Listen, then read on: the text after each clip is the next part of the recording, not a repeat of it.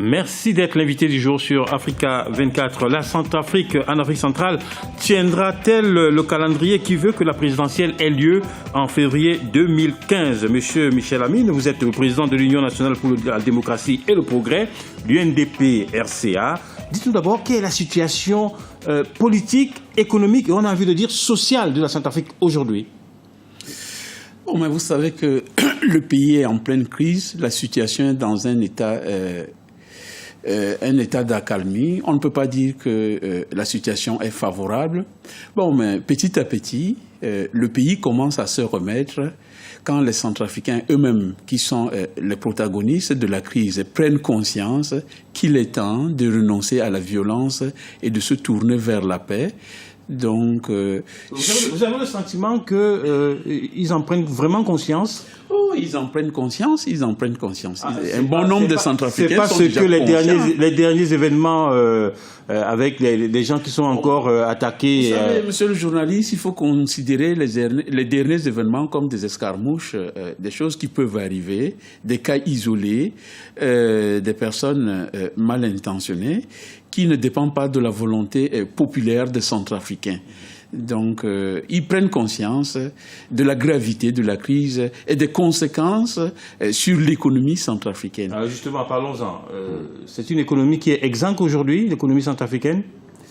Bon, l'économie qui est dans un état de dépression, si je peux utiliser le terme, donc on ne peut pas dire vraiment l'économie exsangue en pleine crise. Oui, quand je dis exsangue, c'est-à-dire que c'est une économie qui est asphyxiée, qui ne marche pas. Oui, bien sûr, mais c'est ce que je vous dis. Quand je vous dis que c'est dans un état de dépression, c'est bien asphyxié comme vous venez de dire.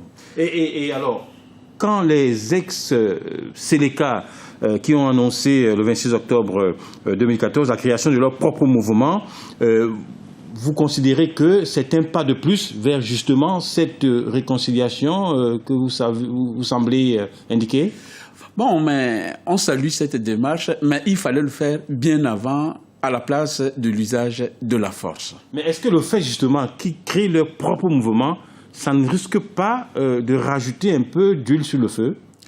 Bon, ça ne rajouterait pas d'huile sur le feu. C'est une prise de conscience qui commence, comme je venais de vous dire. Ils se rendent compte que la violence ne valait pas la peine. Il fallait avoir un parti politique milité, proposer à la société un projet, dit si la société approuve, bon, la société peut valider dans les urnes. Donc c'est déjà une bonne démarche de leur part, quitte à les encourager et à les motiver. Alors, puisque vous parlez de projet, quel est le vôtre, celui de l'UNDP-RCA, pour permettre à la Centrafrique justement de retrouver la stabilité, de retrouver la paix, de retrouver le calme? Monsieur le journaliste, vous savez, en toute chose, dans un état de crise, il faut utiliser l'ultime outil qui est la communication. Il faut commencer par la communication pour apaiser la société avant de voir si les gens peuvent s'accorder comme des frères et sœurs. Quand ils s'acceptent comme des frères, il y aura la paix. Et quand il y a la paix, on peut déjà maintenant voir le côté du développement qui peut aussi commencer à naître à travers la communication. Mais ça, c'est très théorique, ça, la communication. Les Centrafricains communiquent bien.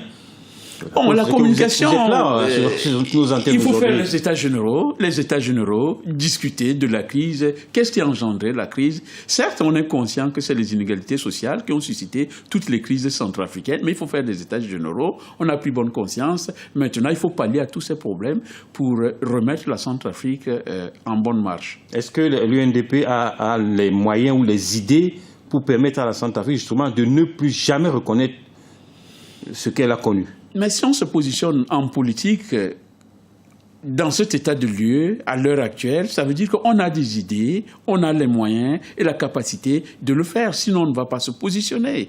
Nous voulons demain changer le visage de la Centrafrique. Si la Centrafrique peut devenir l'étendard au milieu des pays de la sous-région, de l'Afrique noire, ça sera une bonne chose. Donc, nous allons vers cette direction. Vous parlez de vouloir changer le visage et l'étendard d'un pays qui, visiblement, ne connaît même pas d'état de droit. Est-ce que tel pays peut avoir un avenir? Bon, mais l'état de droit va revenir. C'est une question du temps. Hein. Ça prendra un peu de temps, mais ce qui est sûr, et c'est hors question de doute, on va réinstaller l'autorité sur toute l'étendue du territoire national centrafricain et il aura l'état de droit. Monsieur Lamine, qu'est-ce qui vous permet d'être si optimiste? Quand on voit ce qui se passe quand même en Centrafrique, et pas seulement à Bangui, y compris dans l'arrière-pays, on a de quoi être inquiet. Vous êtes optimiste. Pourquoi?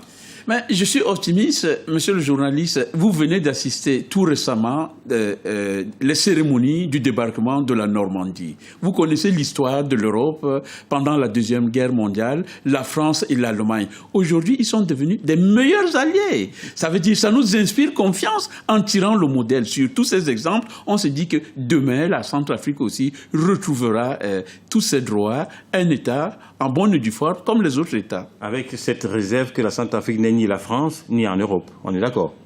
Oui, mais ça n'est pas grave. Au moins, ce qu'on a inspiré de l'avenir des autres, ce qu'ils ont connu dans leur passé, tout leur passé nous inspire confiance. En se basant sur ça, on peut dire que nous aussi, demain, en voyant aussi le pays comme le Mali, qui commence déjà à retrouver la paix progressive, la Centrafrique retrouvera progressivement une paix durable et sincère. Merci beaucoup, Monsieur Michel Lamine, d'avoir été notre invité du jour. Je rappelle que vous êtes le président de l'Union nationale pour la démocratie et le progrès, l'UNDP. Voilà, l'UNDP RCA, parce qu'il y a des UNDP ailleurs, hein, il y en a au Cameroun, par exemple, aussi. Bien sûr, mais bon, et que vous prônez justement un retour au calme, à la paix et à la concorde nationale au sein de la Centrafrique. La Centrafrique, ce pays qui propose toujours l'organisation des élections présidentielles pour le mois de février 2015. Restez sur notre chaîne, l'information continue sur Afrique 24.